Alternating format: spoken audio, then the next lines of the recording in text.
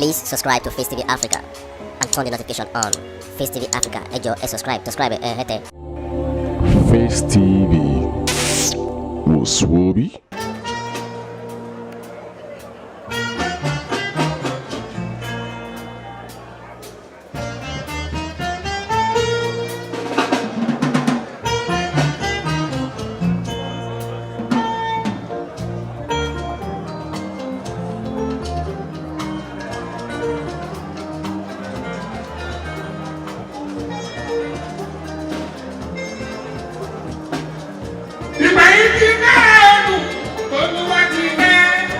Ìgbà yìí ti dára odò, odò wa ti fẹ́.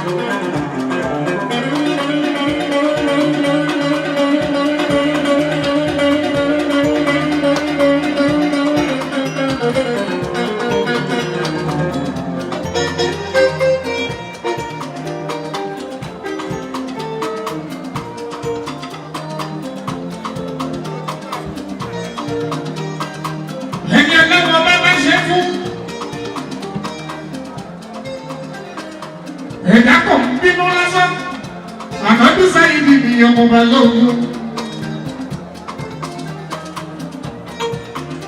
Kéré wá ní ultimate, alágbára bí o. Ọkọ̀ ní fẹ́rí bá àti ọ̀pẹ́ ẹ̀yẹ mi.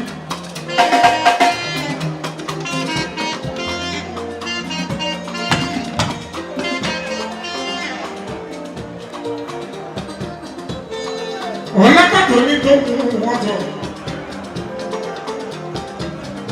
tó fi kúlẹ̀ sí California ní Rancho látọ́pọ̀ sí.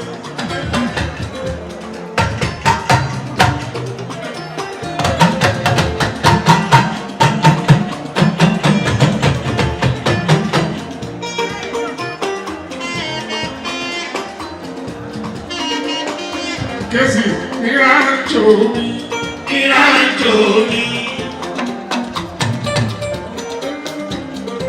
Amiskari, eti wanda shata wawa Rancho mi.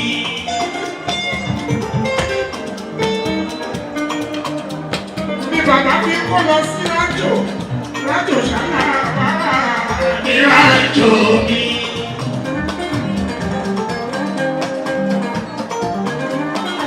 California area Rancho mi.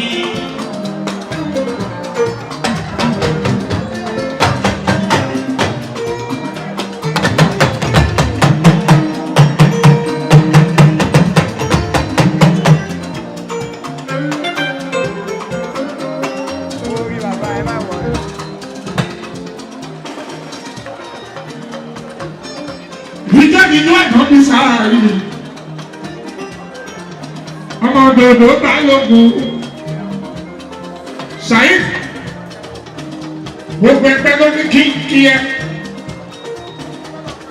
theatre arts practitioners táwọn kan pè lérè orí ìgbàgbé àṣà ìbílẹ̀ art and culture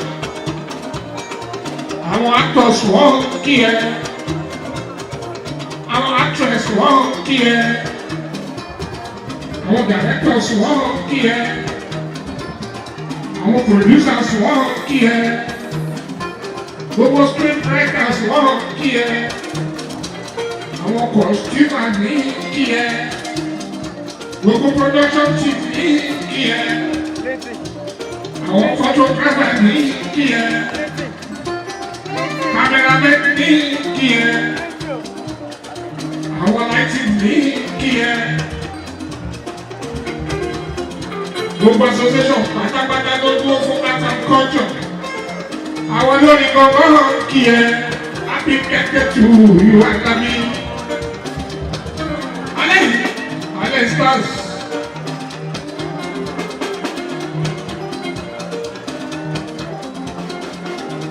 gbogbo ẹ̀yin ìtọ́nà ẹ̀yin ìmọ́lẹ̀ nínú art and culture entertainment kì í ṣeré orí ìpàdé nìkan o gbogbo ẹ̀yin ẹ̀kọ́ àdúrótì torí ẹ̀nà ní sáà ìlú ọmọ dandan gbà lóko Alábí Alábí Adé Alábí Adé. ẹ̀yin boys iṣẹ́ ti bẹ̀rẹ̀ ọ̀rẹ́dẹ́ ti tán bàbá padà sórí iṣẹ́ olúwayé fújì Alábí.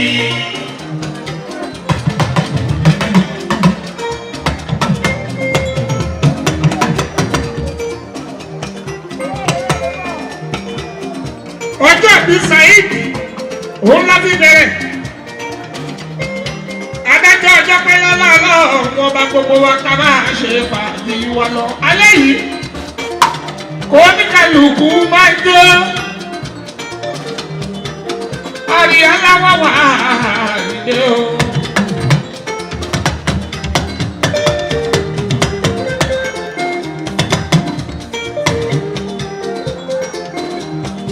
Saheed Alabi ń ṣọjọ́ bí o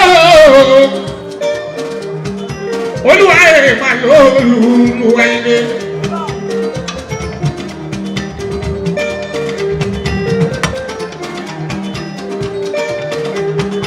Saheed Alabi ń ṣọjọ́ bí o olúwa èrè mi lò olúwa. Alábí Saheed ni ọmọ Balógun lólùyọ̀ lélẹ̀.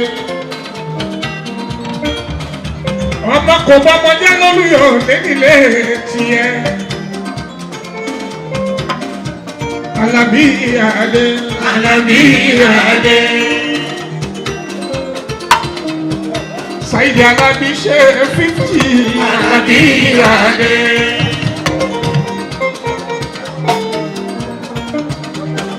Saheed Alabi ṣe 50. Alábí Adé.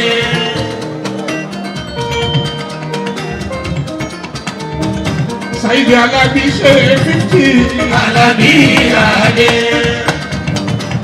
àádọ́ta ọdún wàsákọ̀ Saheed Alabi Adé.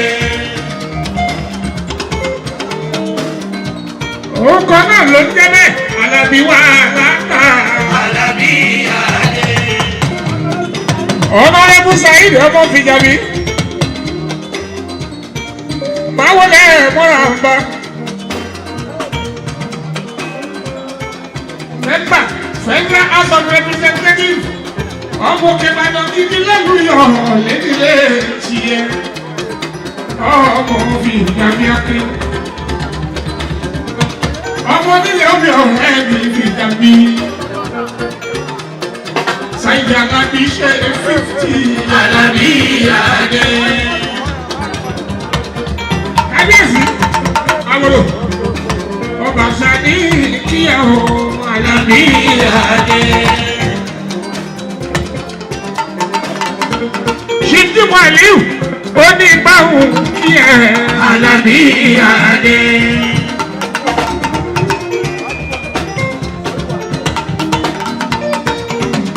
ọba àṣà gbogbo Yorùbá láàrín ṣíjú Aliu ó ní báwọn kíyà Alabi Adé.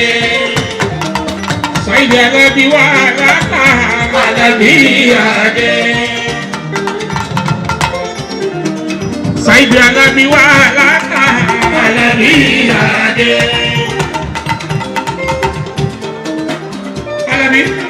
ọmọ kò gbọ́dọ̀ jẹ́ lólùyọ̀ lẹ́ni o. Àlàbí Adé. ọmọ kò gbọ́dọ̀ jẹ́ mi ní Ìbàdàn. Àlàbí Adé. Gọ́ngọ́ Bíọ́lá Ajímọ̀bí ní kí ẹ. Àlàbí Adé. Arẹ́gbẹ́sọlá ra fún mi kí ẹ o. Àlàbí Adé. Gọ́ngọ́ Bíọ́lá ọmọ Ajímọ̀bí kò ṣẹlẹ̀ rí lónìí kí ẹ. Àlàbí Adé. Arẹ́gbẹ́sọlá ra fún mi kí ẹ o. Àlàbí Adé. O pẹ̀lú ṣẹ̀rí fáàlù. Àlàbí Adé. Wọ́n ní kí ẹ. Àlàbí Adé. Ṣáìdì Alábí wà látà. Àlàbí Adé. Ọmọ ọba lóògùn lòdò náà. Àlàbí Adé. Alábí ṣe 50. Àlàbí Adé. Alábí ṣe 50. Àlàbí Adé. Right honorable Adésínà Adéyẹmọ ní kí ẹ. Àlàbí Adé. Speaker Ọ̀yọ́ State House of Assembly ó ní kí ẹ o. Àlàbí Adé. Ṣáìdì Alábí wà látà. Àlàbí Adé. Ṣáìdì Alábí wà látà. Àlàbí Adé. Honorable Kóyìndé Ṣùgbọ́n ọmọ Azan.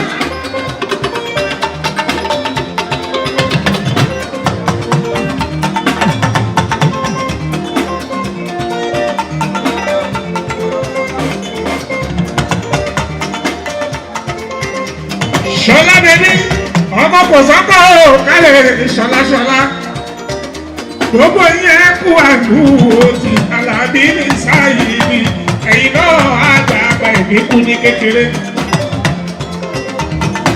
Honorable Kóyìndé Ṣùgbọ́n Hasan, Honorable Fatai Adésínà, Honorable Akim Adébọ́lá Igbe, SP Dọ́lápọ̀ Advance, Zona BDRO Lagos Àgbògùn, Honorable Ṣẹ́gun ọmọ Olúlàdé Eléníyàn, Ẹ̀pẹ́tù oníkíkí Alábí, èmi náà kí Àlàbí Adé, Ṣáìdì Alábí wà látà.